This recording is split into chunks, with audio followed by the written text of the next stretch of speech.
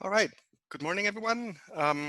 As you probably know, since you've showed up, my name is June1. I teach in the School of Public Policy and Global Affairs at the University of British Columbia in Vancouver. I hope everyone is staying well and staying safe. It's a very strange time we're living through, but it has led to Zoom sessions online.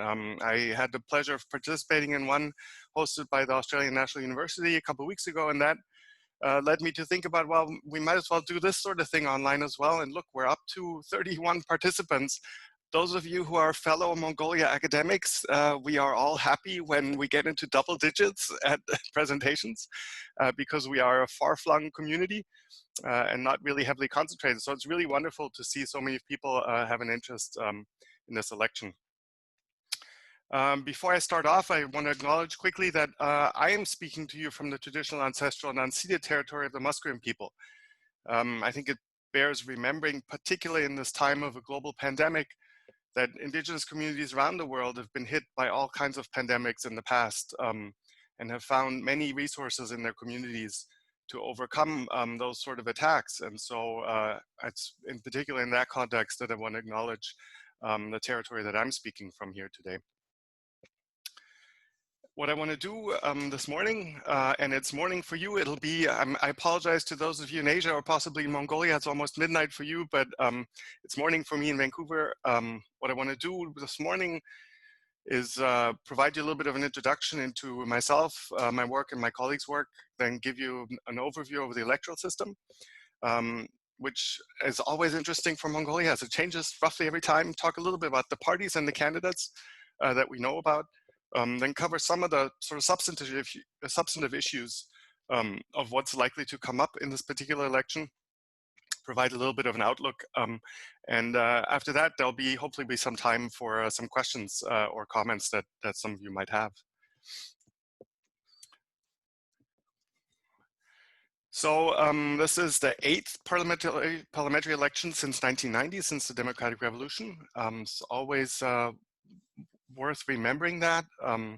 Sometimes when we think about or when we have discussions within the Mongolian context, there's all kinds of faults we find with democracy and all kinds of challenges we see. But at the same time, that's 7 successful parliamentary elections already. And as you know, several changes of government that have come about through elections peacefully and as they've been prescribed by the Constitution. One of the oddities of these elections, and thus I say plus ça change, we have been changing electoral systems in Mongolia every time a parliamentary election has come over the last 4 cycles. This time we're back to 2008, and it is a multi-member majoritarian system, sometimes also known as block voting. We have 29 electoral districts made up of the provinces, the IMARCs, and the capital districts, and they have 2 to 3 seats each that they will send to parliament. And so if you live in a 2-seat district, you have 2 votes, and you may choose a candidate, an individual that is, not a party, but you choose a candidate. And the top 2 vote getters, or if you're in a 3 MP district, the top 3 vote getters win election to parliament. We have, as in previous election, a quota for parties on the number of female candidates. So women have to be, 20% of the candidates have to be women. The campaign will open tomorrow for those of us who are in North America or in Europe. That is on June 2nd. That's the official beginning of the campaign. And so the election law kicks in with some constraints on the kind of things candidates are allowed to say, or even the public is allowed to talk about. But also we'll begin to see the official part of the campaign. The vote is set for June 24th. So there's 3 weeks of campaigning. There have been announcements recently now that, of course, we're all aware that this is happening in the context of a global pandemic. We've seen a successful, if you will, in sort of electoral terms, successful election in South Korea being held. Mongolia is attempting the same now. Of course, Mongolia has been fairly successful with its response to COVID-19, with no community transmission and all the cases that have appeared, having appeared from abroad. And so the adjustments for the polling mechanism that have been announced now focus really on hygiene, if you will, at the polling stations.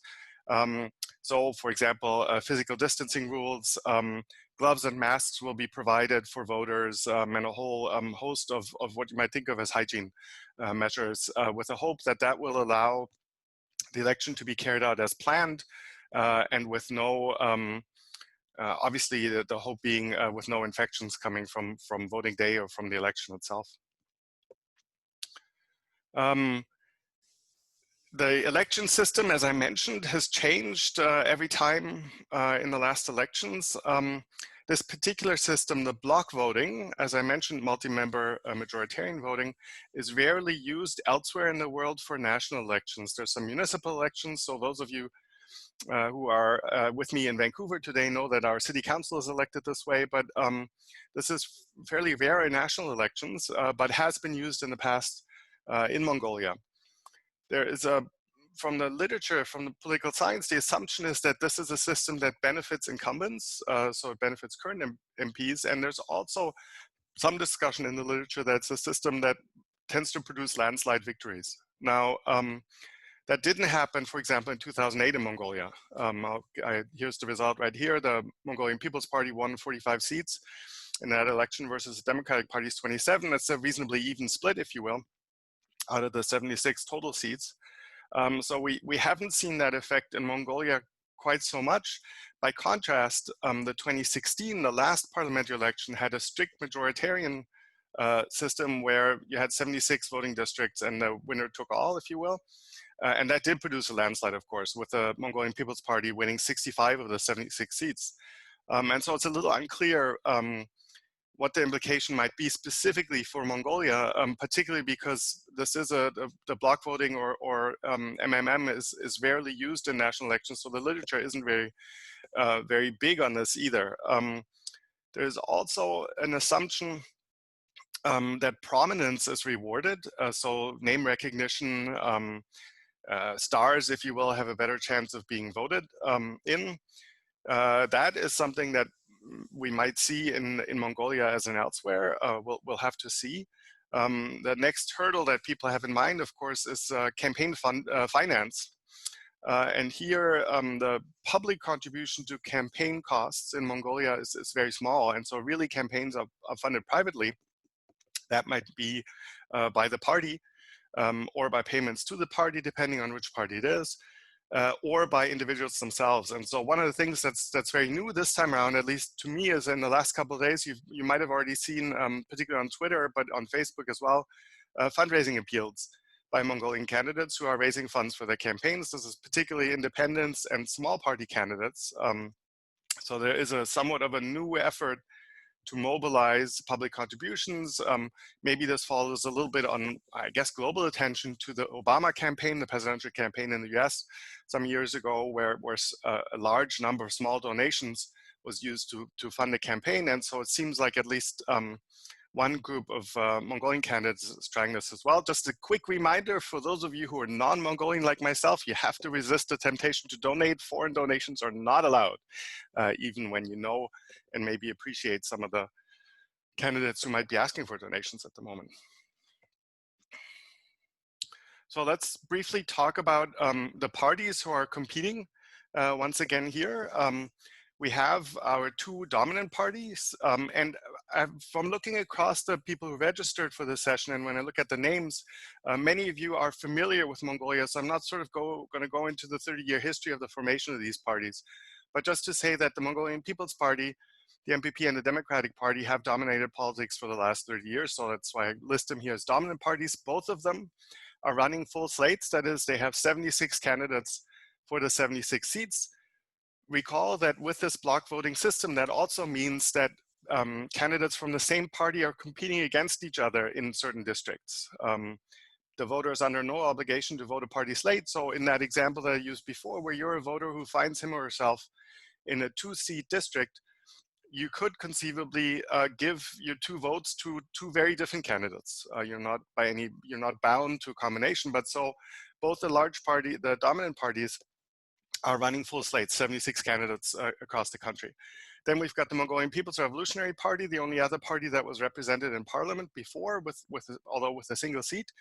They are in a coalition this time with what remains of the Civil War Green Party, and that coalition has a full slate. So it's not the individual parties that are running 76 seats, but that electoral coalition has a full slate of 76 candidates. And then we have what may be new political forces. They're not entirely new, as in the case of the National Labour Party. It's competed in the past, but they seem to be in some ascendance and maybe with some greater prominence this time. The National Labour Party, that example known as Hun in Mongolian, of course, is in an electoral coalition that has candidates for all districts, but not for all seats. So they don't have 76 candidates, but they have at least one candidate in all 29 electoral districts. The same is true for the New Party. And then, of course, we have a large number of independents running in this election as well. So let's look at the parties sort of one by one and what state they find themselves in. As I mentioned, the campaign starts tomorrow, so we're just before sort of kickoff. The Mongolian People's Party, of course, has been governing for the past 4 years with a parliamentary supermajority, as I mentioned, initially with 65 out of the 76 seats. 2 prime ministers in that over that period, initially Erdenbad for 2016-17, and then Prime Minister Huelzog has taken over in late fall 2017 and has been prime minister since then. And he has really asserted his control over the party over this period as party chair, and has talked a lot about generational change in the party, and has now certainly exerted his influence or his control over the nomination process. And so one of the things to look at very briefly here, I've only done this for the MPP because we're still putting together our giant spreadsheets of all candidates and their affiliations and their history and all that, ages included. So I've just given you a quick look here. The reason why I've broken this down into birth decades, so candidates born in the 50s, 60s, 70s, 80s, and 90s, is that that's a very common way that Mongolians talk about politicians and their candidates.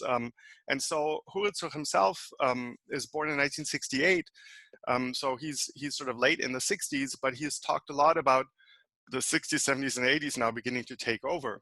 And so we have an average age for the candidates, for the 76 candidates of just over 48 years. And this is the number I've given you there is the number from each decade. And so the largest number, as you can see, is from the 1970s. So 45 of the 76 candidates were born in the 1970s.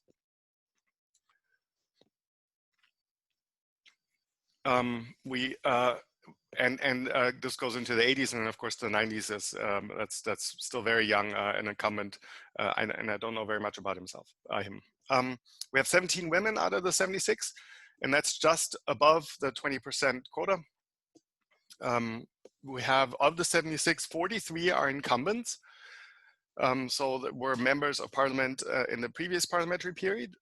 And that means since there were 65 initially elected as MPP members to the previous parliament, that means 22 have not been nominated. Some quite noticeable people, perhaps the most prominently Emengbold, former party leader, former presidential candidate, former speaker of parliament, and a bit of a rival, obviously, to Prime Minister Huelzog. He has not been renominated for his riding of Tuff, of the Aimark of Tuff. And there's a number of other people who have also not been renominated. And so we have a total of 33 new candidates out of these 76. Of those, 10 are women.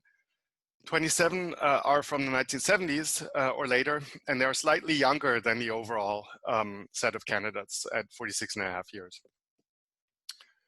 So some, if you will, in some, a little bit of generational change, but not massive or really, it's not a turnover per se in the candidates, although obviously we'll have to see who gets elected out of this group.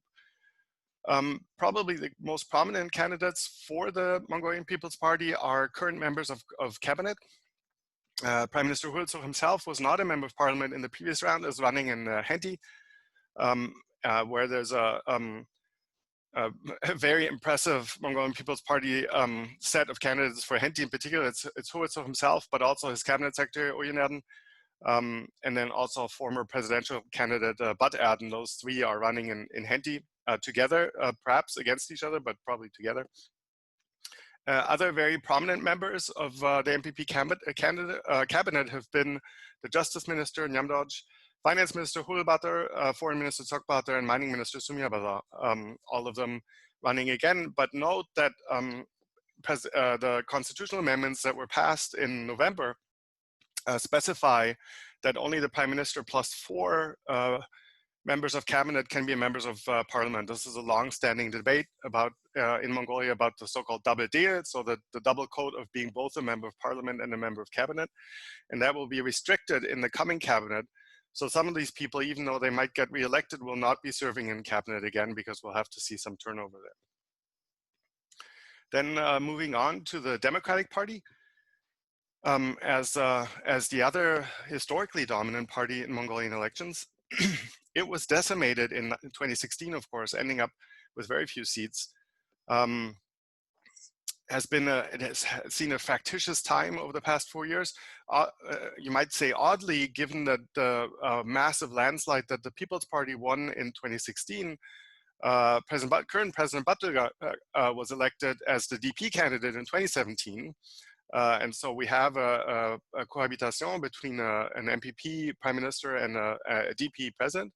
But the DP has continued to suffer from infighting and from very strong factions within it, in part also leading to a spin-off from the party led by MPs, long-standing MP Bolt and Batsanan, who are competing with their new party, called the New Party. And so it's a little unclear where the DP stands at the moment. There is a very large number of new and young candidates, if you will, in part because they had so few incumbents in the last parliament. But we also have the return of some very prominent previous DP leaders. And I've listed them here. These include the former Speaker of Parliament, Zeengsport, a longtime parliamentarian, also over the last while has been chief advisor to the president.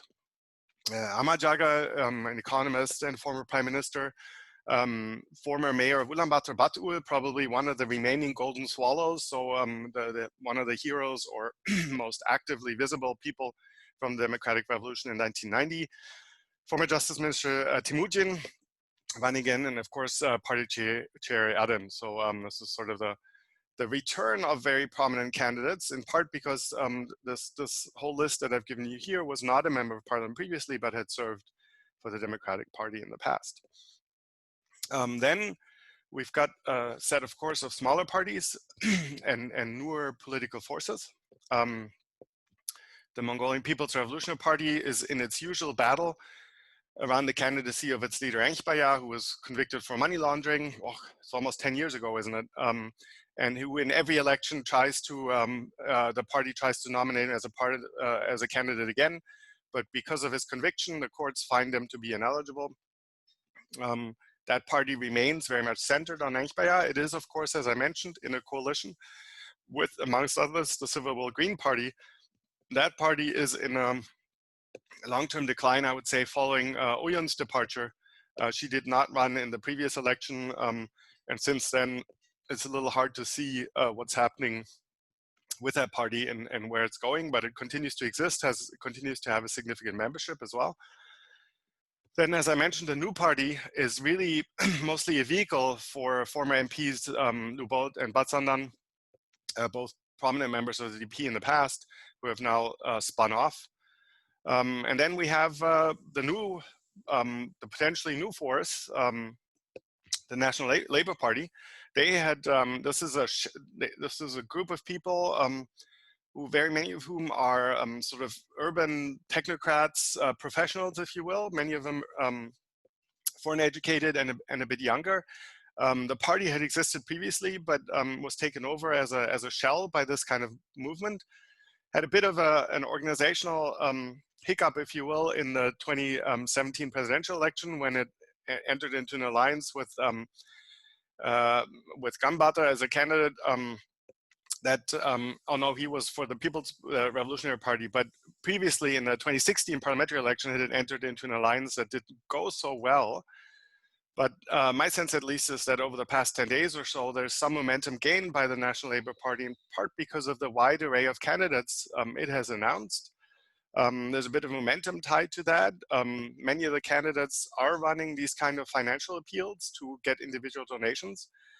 There's a little bit of a risk here because as a foreign academic, I know a good number of the candidates for that party just because of their mostly urban status, foreign educated. I mean, these are communities that as an international visitor or as a foreign academic, you run into very easily and very quickly. And so there's a temptation to overestimate perhaps the power that they might have in an election. But nevertheless, this does seem, at the moment at least, there seems to be some chance of the Labour Party emerging as a bit of a political force, even if it doesn't necessarily win elections. And this is one of the challenges around the party, that many of the leaders seem to be very focused on winning on elections. And you notice, of course, that in my overview of all the parties, I have said virtually nothing about substance and about their electoral programs and where they might differ substantively. And that remains one of the very large and significant challenges to Mongolian politics, that these kind of electoral contests are not very much a contest of different visions of the future of how to achieve certain goals for Mongolia, but they really remain battles around who gets into power. And that, for the moment at least, also seems to hold for HUN, for the National Labour Party, where the intent is really to win an election rather than to persuade others that a particular approach to challenges or so is more desirable than another one. So just a quick reminder of what the 4 years have looked like, because obviously that sets the stage for the election right now. I think there's a general sense that the People's Party's government under Erdenbad and then Hurzug has shown a fair bit of administrative competence. That is very much true when it comes to the response to the COVID pandemic. As I mentioned early on, Mongolia has done fairly well here through some very quick action and decisive action, even though there's a lot of criticism bubbling up recently about some of the Mongolians who've been left stranded abroad with efforts to repatriate them falling short. But nevertheless, the COVID response is seen as a strong, or as a sign of strong administrative competence for the government. In the Sant Mahal Politbarometer poll that came out recently that had polled voters, I think in March, 43% said appreciated the performance of the government on COVID in particular. Another area of perceived administrative competence is air pollution. As you know, air pollution comes in the winter and leaves in the summer, and voters seem to have relatively short memories. Air pollution did not feature as an issue very much in the Sant Mahal poll.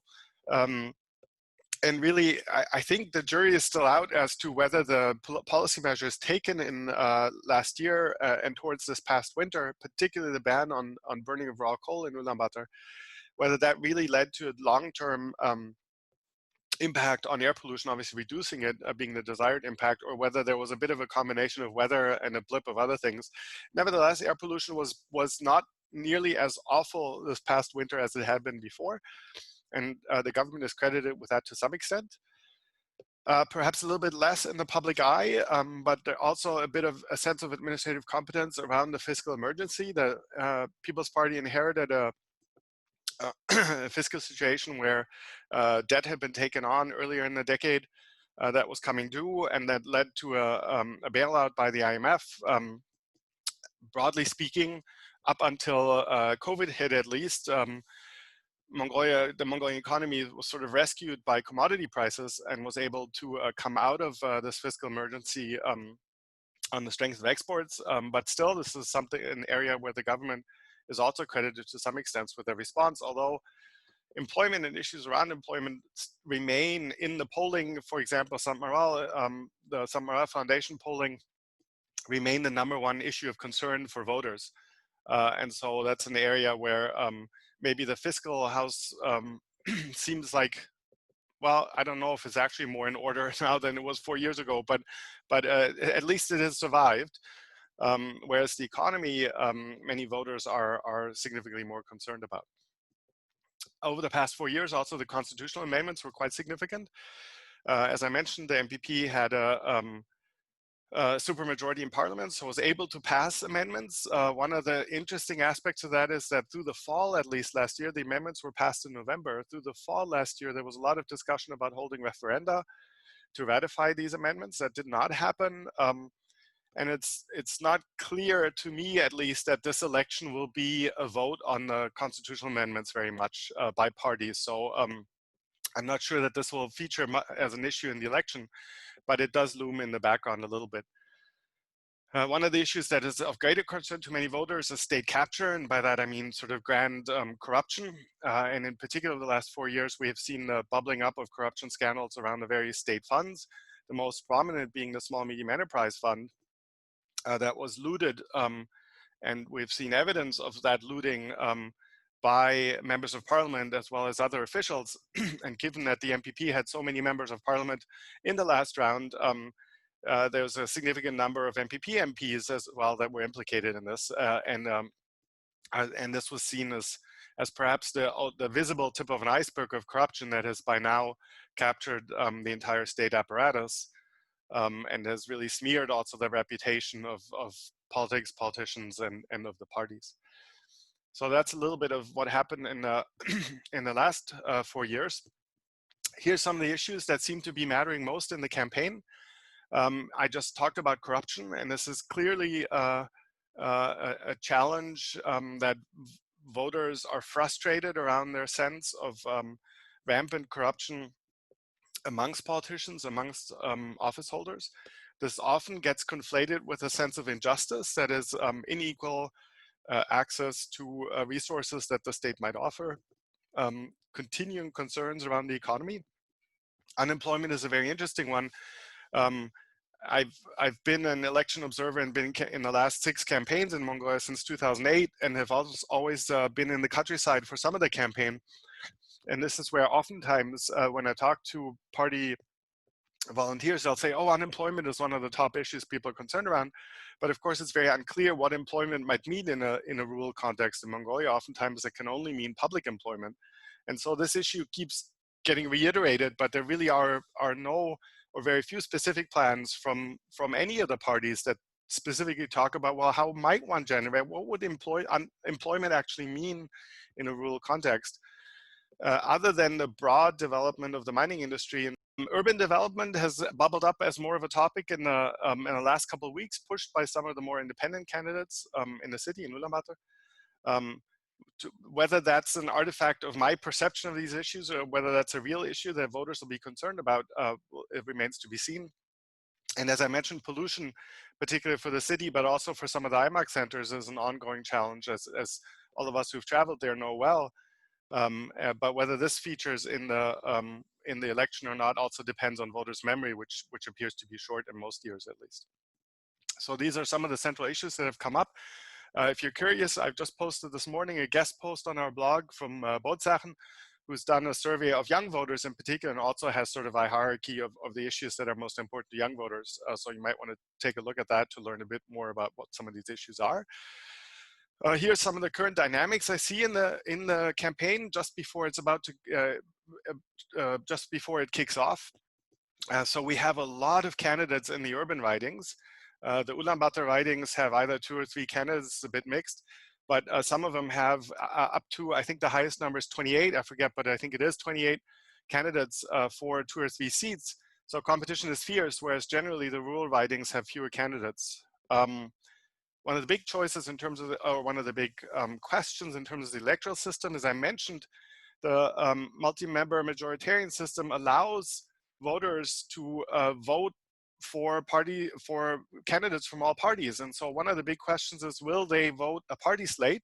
So will many voters choose the same candidates, rather the candidates from the same party in their district, or will they split their vote? Will they vote for MPP plus someone else or DP plus someone else?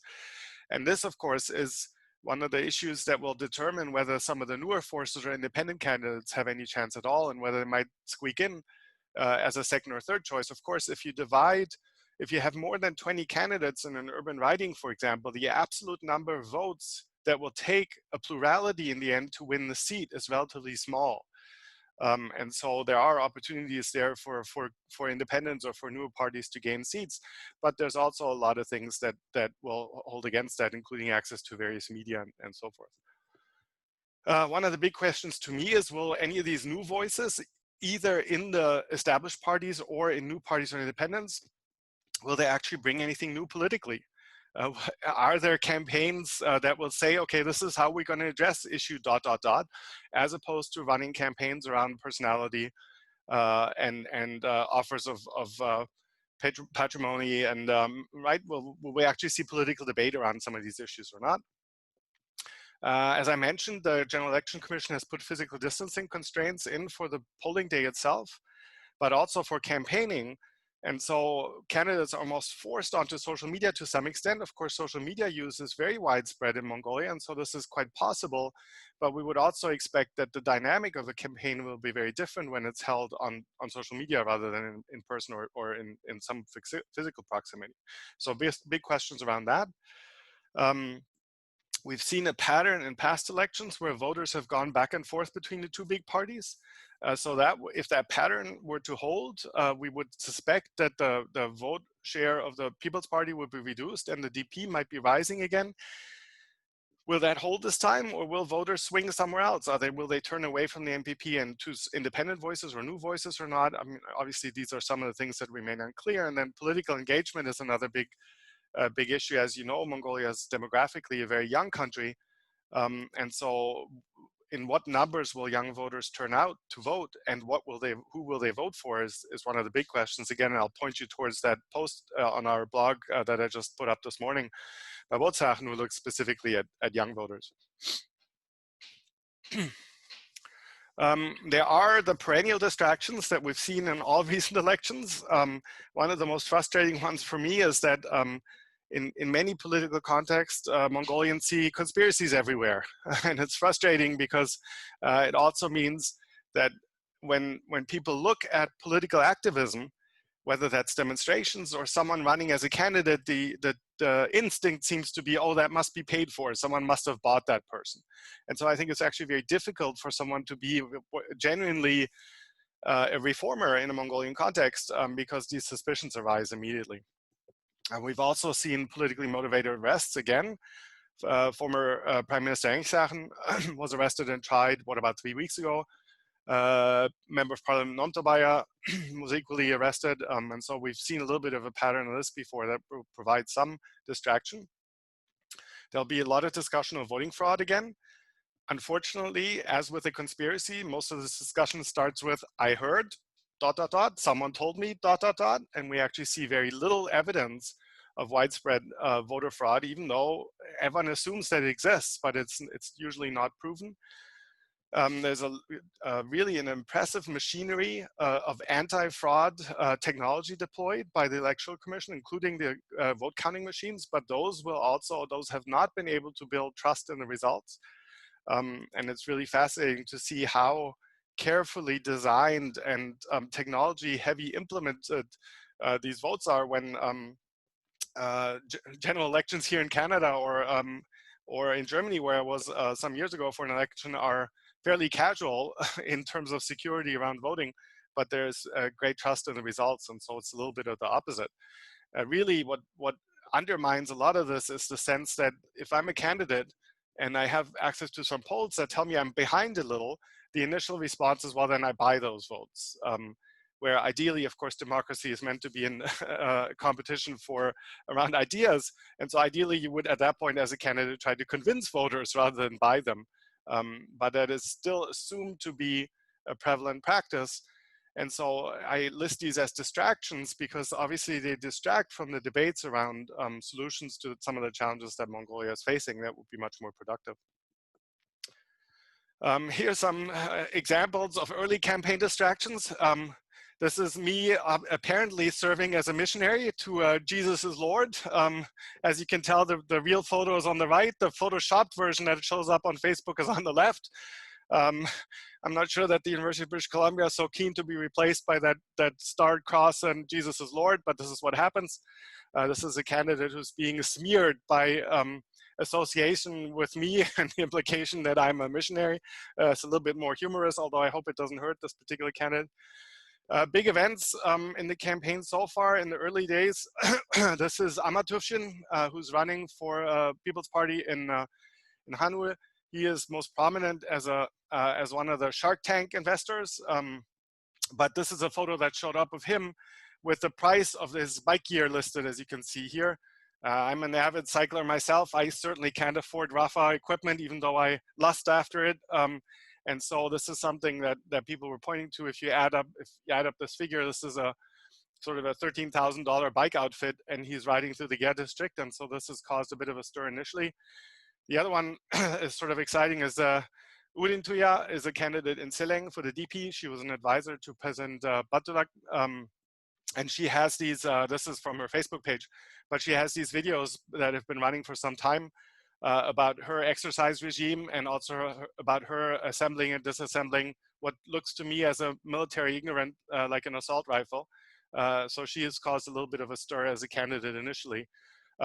Maybe both of these, you could think of them a little bit as trial balloons for what might play in the campaign in the coming weeks, what we'll see there.